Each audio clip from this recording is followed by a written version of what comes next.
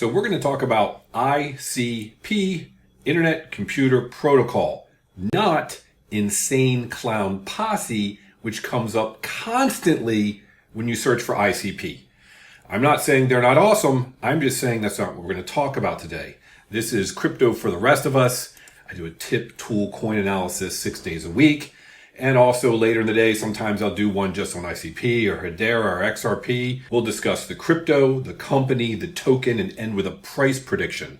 There's a lot to get into with some of these layer ones or platforms like ICP. So we'll stick to those four main areas. Now, first, I always have to say, I'm a big dumb animal. Don't do what I do. Informational purposes only. If you don't own ICP, or you do, or you're thinking about it, I think this will be a good high-level overview.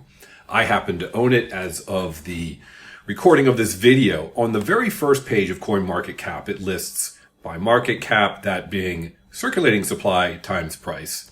You scroll down, ICP is like number at the moment 26. This is October 16th. If you go in and look at them, you'll see their current circulating market cap 3.7, fully diluted 4.1, which lets you know that most of the coins are out.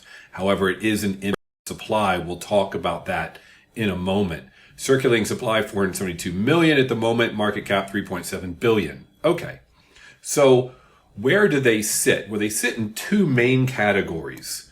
First off, they would be considered a layer one in terms of circulating supply market cap. They're number 26. Okay, so they're a layer one, but also I like to think of them more as a platform.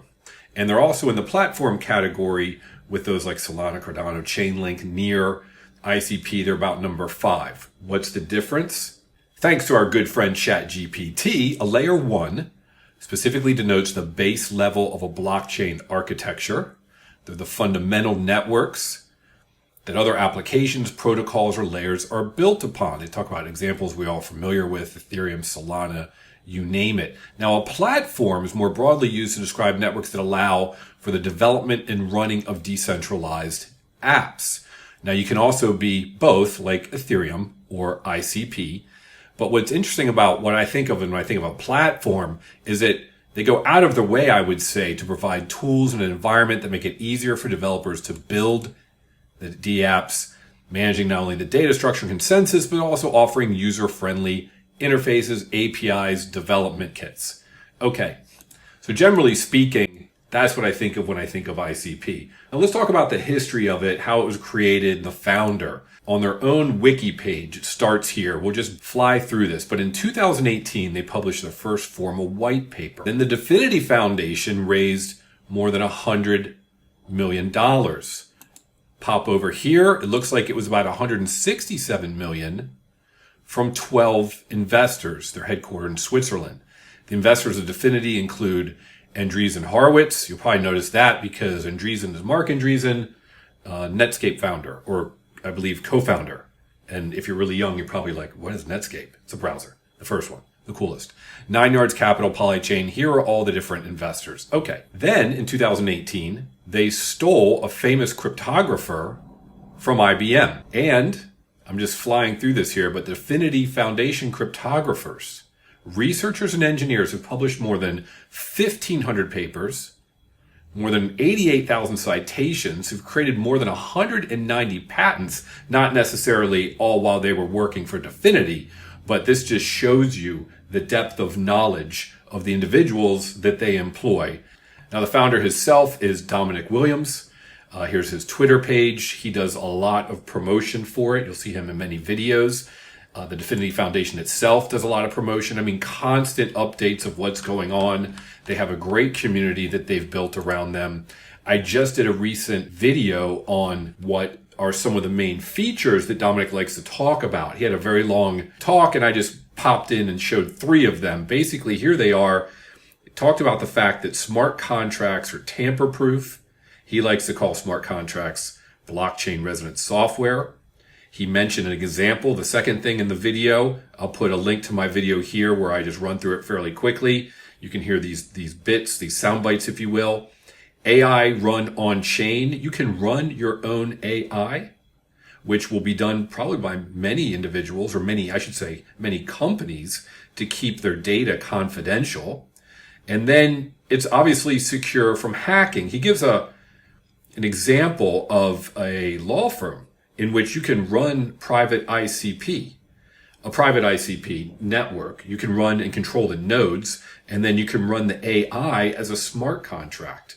So that in and of itself, those three things give you an idea of how powerful it is. Now, if we look at the ICP homepage itself, their definition is very well stated here in one paragraph. The Internet Computer enables you to build anything without traditional IT and big tech. It hosts decentralized, serverless compute that's simpler, immune to cyber attack, unstoppable, and controllable by DAOs. Create Web3 social network and media, games, chat, AI, or enterprise app. The internet is evolving. So this is what I love. You can build anything without traditional IT and big tech. For a startup company or any company, you've just wiped out a whole division. Of course, you're going to be, if you're running it on chain, an ICP, it takes care of the entire stack. And they have many examples and companies and projects that are currently doing this. This isn't something they hope to do. It's being done right now. Before we get to that, the general overview, I'll put a link to this video as well, talks about the coins themselves. Now, we noted that most of the coins are out in circulation, but it's also an infinite number. So two things to look at, and what I looked at in this video is many of their different statistics, but essentially looked at the supply versus the burn rate, right? Because the supply is going up, but so is the burn rate. So is it inflationary or is it deflationary? Well, supply goes up through things like staking, and when it comes to burning, you're turning the ICP into cycles which are burned to power computations on the network itself. So I just did a 3-month here on their dashboard. And if you look at the supply of what's in circulating supply, it's about 467 million at the beginning of the 3 months. And at the end, it's about 472 million. That's about 5 million increase in ICP over that 3-month period. Great. What was burned over that 3-month period? Well, we're starting with 169,000 and ending with 350,000. Okay, it's about 150,000. All right. Creating 5 million, burning 150,000. Obviously creating more. So that's inflationary, but it doesn't mean that over time it won't become deflationary. And if you look at all, which I think is just back to 2021, you can see that recently it has had a lot more usage. I mean, burning is essentially usage, and it's gone haywire. That's great news. Now let's look at the ICP. So that was the company itself, generally what they do, who started it, who founded it, but they have my favorite homepage, and I wish that all crypto did this, and I'll show you why. First, they tell you what they do in one simple paragraph. Then they focus on the two major areas they seem to talk about the most. Chain fusion, create smart contracts that can trustlessly interact, coordinate multiple blockchains. Find out more about chain fusion. Okay, second thing, make AI immune to cyber attacks. They talk a lot about decentralizing AI. Brilliant. They talk about helping the Web3 ecosystem grow. That's work, reaching out, having different events with communities full of developers in different areas. They've got tools. They're helping push things out there to grow the usage of ICP. Then what do you always want to know? Real world use cases and a roadmap. There you go. What's better than this? They tell you what they do. They tell you the two biggest things that they do. Then they tell you how they're reaching out to the community. And then they say, look at the use cases. And by the way, here's our roadmap. Let's just look at those real quick. Chain fusion, unifying Web3. So chain fusion, you're building multi-chain dApps. Enable smart contracts to interact with multiple networks. Brilliant. Got to have that. Run AI models as real smart contracts. AI can be truly run on chain as Internet Computer smart contracts, making it tamper-proof. Brilliant. Got it. Their roadmap. This is one of the best roadmaps I've seen. They go into each area, like compute platform, and they're showing you past features that were just released. See the checkmark 22. Here in October, they've got 3 features that are coming out. Then they've got in November here 6, and you can look and go down through the roadmap. If you click on one of these, it'll go into here are the 6. One of them's done. The other ones are being worked on. It tells you exactly what they are. Decentralized AI, 3 in July. Ignition's got 3 coming out. They're working on them now. Great. And here's exactly what they are. And then as you go down, chain fusion, here's what's going on there. Privacy, platform decentralization, identity. It goes on and on and on. Best roadmap I've seen. Now, if you look into the actual use cases, and they've got multiple ones in different areas. Of course, everyone's got to show this, but we'll just show one within social media, open chat. And open chat is interesting because what open chat does is runs entirely on chain. Everything about it. Okay, now let's get into the pricing. Now, as you see here, when it came out in 21, it had this huge spike on that first day. It was up around $300, but let's just get rid of that noise, get it down to the $120 range or so. You see a lot more movement and play here. Came down like everything else. These lines are just lines that I drew. The blue line that's sloping is a 200-day. This is a daily chart. On the bottom, I have on-balance volume. If you watch, you'll know that I'm a big proponent of volume itself. I believe volume precedes price. Learned that from Martin J. Pring. And if you look at, let's see, back here in 23, like everything else, just moving along. Of course, we had that big bump recently. Again, these blue lines are just ones I drew. They're not perfect. Just give you an idea that it had this downward pattern, and now it looks like we're in a nice sideways chop. This is the on-balance volume. If you're not familiar with on-balance volume, essentially when you have a day closing lower, then you're subtracting the volume, you're starting at 0. And if you have a day higher, you're adding the volume. So it's supposed to give a better idea of volume of how the price is moving. In other words, on down days, you would hope that it wouldn't go down as much as it goes up on up days. So on the up day closings, you want high volume. And on the low down day closings, you would hope to see lower volume. Okay.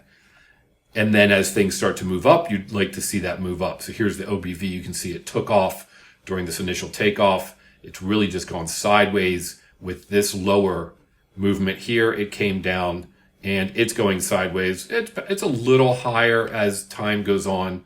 The lows are a little higher, which you want to see.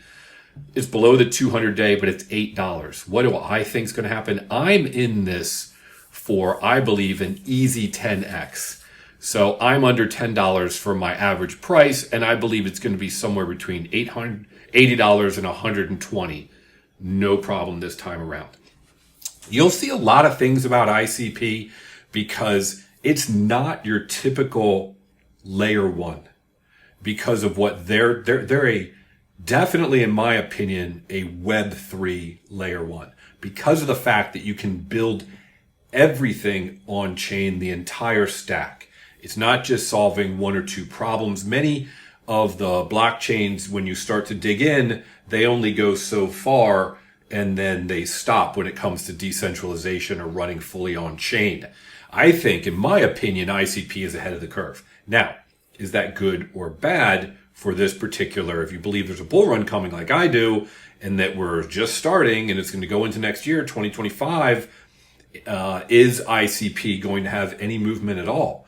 Or do they need so much more development and changes such that there won't be big impacts until later down the road, many years down the road? That's what some people believe. I don't believe that. I've seen enough use cases that are running on chain, full stack, with ICP, that I think this will move just like everything else. I believe long term, it might be a much bigger run and may outperform other things. But I definitely think it's going to run with everyone. Maybe it will underperform. There seem to be a lot of naysayers out there and people on both sides. But for me, I'm looking at $80 to $100, $120 in this bull run for ICP. I hope that was helpful. I do many different videos on ICP, Hedera, XRP, and others just to keep up to date with some of the changes that they have. Have a great day, and I hope we can all make generational wealth together with crypto.